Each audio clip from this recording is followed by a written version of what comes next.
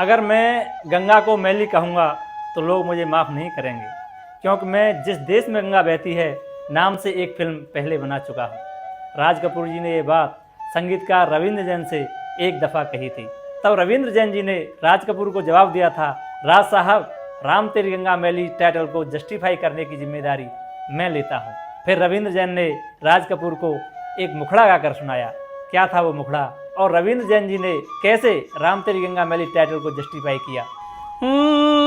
गंगा हमारी कहे बात ये रोते रोते,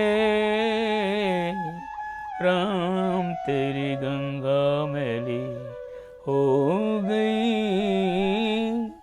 पापियों के पाप धोते धोते, ओ राम तेरी गंगा मैली हो गई, पापियों के पाप धोते धोते। नमस्कार, आप देख रहे हैं फिल्मी फसाने और मैं हूं आपका दोस्त के चौधरी। फिलहाल हम कहानी को ज़रा फ्लैशबैक में लेकर चलते हैं। साल था 1975। ये वो साल था जब रविंद्र जैन जी की मुलाकात राज कपूर जी से हुई थी। ये कोई पहली मुलाकात नहीं थी राज कपूर से उनकी।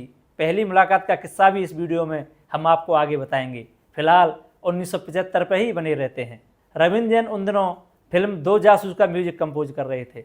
रविंद्र जैन ने कुछ गीत तैयार किए थे, वही गीत राज कपूर को सुनाने थे।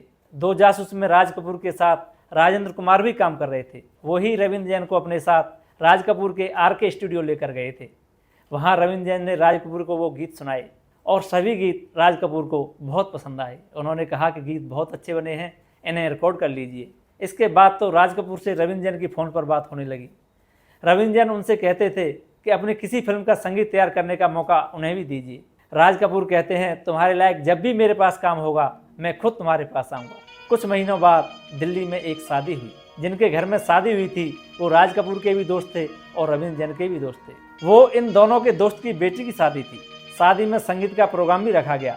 रविंद्र जैन ने उस प्रोग्राम में एक गीत गाया और वो गीत उन्होंने बड़ी मेहनत से लिखा था।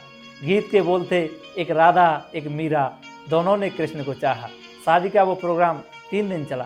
तीनों दिन राज कपूर और रविंद्र जैन की मुलाकात हुई। रविंद्र जैन के साथ उनकी पत्नी दिव्या जैन भी थी। एक दफ़ा राज कपूर ने दिव्या जी से पूछा कि ये गाना आप लोगों ने किसी और को देने की बात तो नहीं की है। रविंद्र जैन को जब पता चला कि राज कपूर उस गाने के बारे में पूछताछ कर रहे हैं, रविंद्र जैन ने सोचा जाने इस गीत का राज कपूर क्या करेंगे। उन्होंने राज कपूर को बताया कि अभी तक इस गीत के बारे में किसी से कोई बात नहीं हुई।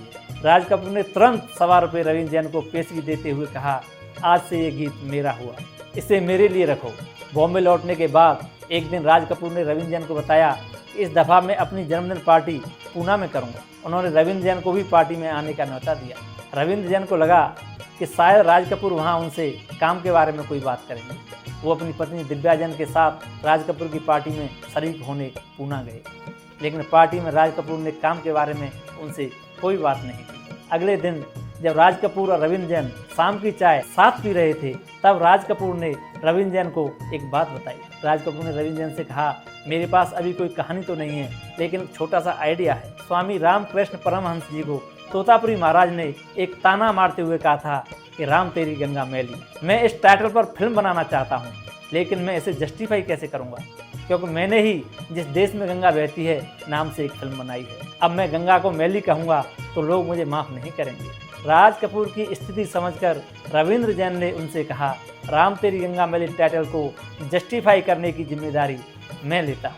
रविंद्र जैन जी ने पूरे कॉन्फिडेंस के साथ राज कपूर से ये बात कही और उन्हें वो कॉन्फिडेंस इसलिए आया था क्योंकि ठीक उसी वक्त उनके दिमाग में एक मुखड़ा आ चुका था। वो मुखड़ा उन्होंने राज कपूर जी को वहीं गाकर सुनाया। वो मुखड़ा कुछ इस प्रकार था, गंगा हमारी कहे बात ये रोते रोते, राम तेरी गंगा मैली हो गई, पापियों के पाप धोते धोते। राज कपूर को वो मुखड़ा इतना पसंद आया कि उन्होंने फौरन कुर्सी से खड़े होकर रविंद्र जैन जी को गले से लगा लिया और वो बोले, मेरी समस्या का हल मुझे मिल गया। राज कपूर के जहन में वो भी गाना था जो उन्होंने दिल्ली में ₹1.25 पेशगी देकर रवींद्र जैन से अपने लिए रखने के लिए कहा था। वही गाना जिसके बोल थे, एक राधा एक मीरा, दोनों ने कृष्ण को चाहा। राज कपूर ने इस गीत को राम तेरी गंगा मैली के क्लाइमैक्स में इस्तेमाल करने का फैसला किया। इस तरह राज कपूर ने वहीं रवींद्र जैन को राम तेरी गंगा मैली फिल्म का संगीत कंपोज करने की जिम्मेदारी दे दी। रवींद्र जैन को ही इस फिल्म के गीत भी लिखने थे। उन्होंने फिल्म के सभी गीत लिखे सिवाय एक को छोड़कर। वो एक गीत जो रवींद्र जैन जी ने नहीं लिखा था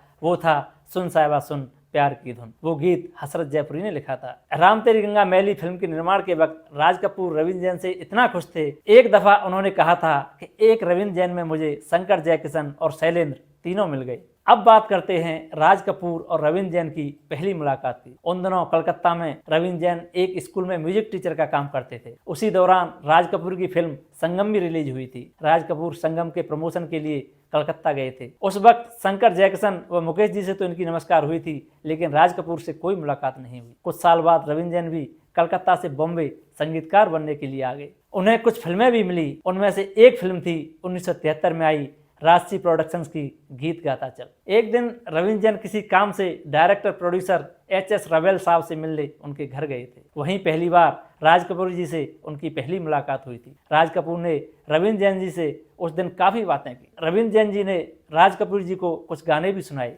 उनमें से एक गाना फिल्म गीत गाता चल का था, जिसे रवींद्र जैन जी ने पहले ही रिकॉर्ड कर लिया था, और वो गाना था श्याम तेरी बंसी पुकारे राधा नाम, लोग करें मीरा को यूं ही बदनाम। सांवरे की बंसी को तो बजने से काम, राधा का भी श्याम वो तो मीरा का भी श्याम। श्याम तेरी बंसी पुकारे राधा नाम, लोग करें मीरा को यूं ही बदनाम। सांवरे की बंसी को बजने से काम, सांवरे की बंसी को बजने से काम, राधा का भी श्याम वो तो मीरा का भी श्याम। राज कपूर जी को ये गाना बहुत पसंद आया था। उन्होंने सोचा था कि काश ये गाना उन्हें मिल जाता, मगर वो गाना तो फिल्म गीत गाता चल के लिए रिकॉर्ड किया जा चुका था। राम तेरी गंगा मैली में रवींद्र जैन जी के साथ काम करते हुए राज कपूर इतने खुश हुए कि उन्होंने अपने अगले प्रोजेक्ट, या कहिए कि अपने ड्रीम प्रोजेक्ट हिना के संगीत की जिम्मेदारी भी रवींद्र जैन को दी। रवींद्र जैन ने हिना और राज कपूर से जुड़ा एक बड़ा दिलचस्प किस्सा एक दफा इंटरव्यू में सुनाया था। किस्सा कुछ यूं था कि जब रवींद्र जैन राम तेरी गंगा मैली का म्यूजिक कंपोज कर रहे थे, तब कई दफा राज कपूर से मिलने वो पूना जाया करते थे। वहीं पर राज कपूर और रवींद्र जैन हिना फिल्म के गीतों के बारे में डिस्कशन करते थे। समय गुजरा, राम तेरी गंगा मैली रिलीज हुई और ब्लॉकबस्टर साबित हुई। रवींद्र जैन को कई प्रोजेक्ट मिल गए। उनमें से एक प्रोजेक्ट था रामानंद सागर जी की रामायण का, और रामायण के संगीत पर रवींद्र जैन जी ने पूरे मन से काम किया। एक दिन रवींद्र जैन राज कपूर से मिलने गए। उस दिन वो रामायण का एक गीत रिकॉर्ड करके गए थे, जो केकई और भरत जी के दृश्य में एक फकीर गाता है। रवींद्र जैन जब राज कपूर से मिले तो बातों ही बातों में रामायण का भी जिक्र आया, और उन्होंने राज कपूर को वो गाना सुनाया। वो गाना सुनने के बाद राज कपूर बोले, अब तुम हिना नहीं कर सकते हो। राज जी की ये बात सुनकर रविंद्र को बड़ा अजीब लगा। वो हिना के संगीत पर पहले से ही मेहनत कर चुके थे, लेकिन अब राज कपूर कह रहे थे कि तुम हिना नहीं कर सकते। रविंद्र जी ने सोचा कि ये तो गलत ही रामायण का गीत राज कपूर को सुना दिया। उन्हें परेशान देखकर राज कपूर बोले, तुमने रामायण का गाना इतना शानदार बना दिया है कि इसे सुनकर मेरे रोंगटे खड़े हो गए। मुझे नहीं लगता कि अब तुम हिना के लिए जिस तरह के गाने चाहिए वो बना सकोगे। उस दिन वो मुलाकात वहीं खत्म हो गई। कुछ दिनों बाद मेजर अशोक कौल का फोन रविंद्र जैन के पास आया। उन्होंने रविंद्र जैन को बताया कि राज कपूर चाहते हैं आप उनके साथ कुछ दिनों के लिए कश्मीर चलें। ये मेजर अशोक कौल वही हैं जिन्होंने दूरदर्शन पर प्रसारित हुए धारावाहिक परिमित चक्र का डायरेक्शन किया था। मेजर अशोक कौल राज कपूर के खास थे। उनके प्रोडक्शन हाउस से भी जुड़े थे। खैर, एक दिन राज कपूर के साथ रविंद्र जैन, अपनी पत्नी दिव्या जैन वो अपने एक म्यूजिशियन को साथ लेकर कश्मीर चले गए। म्यूजिशियन को वो इसलिए लेकर गए थे कि उन्हें लग रहा था कि राज कपूर कश्मीर में हिना के एक संगीत पर काम करना चाहते होंगे, लेकिन राज कपूर की प्लानिंग कुछ और ही थी। राज कपूर ने पूरे 25 दिनों तक रविंद्र जैन जी को अपने साथ कश्मीर में रखा। उन 25 दिनों में राज कपूर ने म्यूजिक के बारे में एक बार भी रविंद्र जैन से कोई बात नहीं की। रविंद्र जैन हैरान थे कि संगीत के बारे में राज कपूर क्यों बात नहीं कर रहे हैं। साथ ही परेशान भी थे।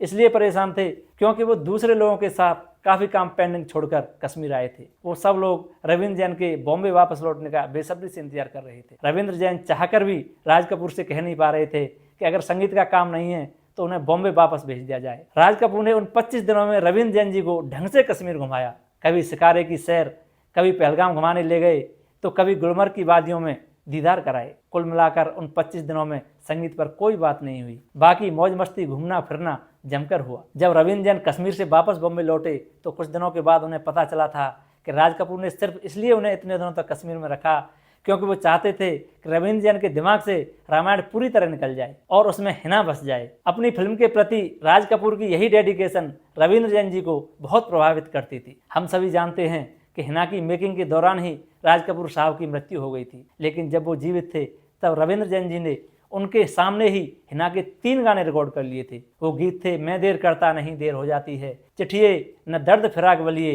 और ना हमने तुम्हें देखा ना तुमने हमें देखा। ये जो आखिरी गाना था ये फिल्म में इस्तेमाल नहीं किया गया था। एक बात और, रविंद्र जैन जी को राज कपूर प्यार से दादू कहकर बुलाते थे।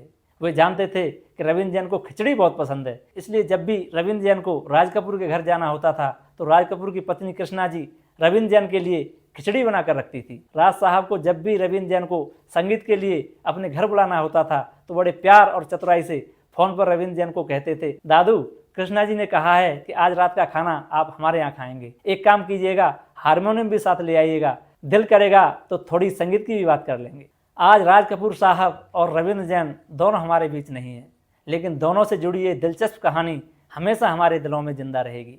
ऐसी ही अमर कहानियों के लिए जुड़े रहिए हमारे साथ। इन दोनों से जुड़ी ये शानदार कहानी आपको कैसी लगी हमें कमेंट में ज़रूर बताएं, और हाँ, चैनल को सब्सक्राइब करना बिल्कुल ना भूलें। धन्यवाद।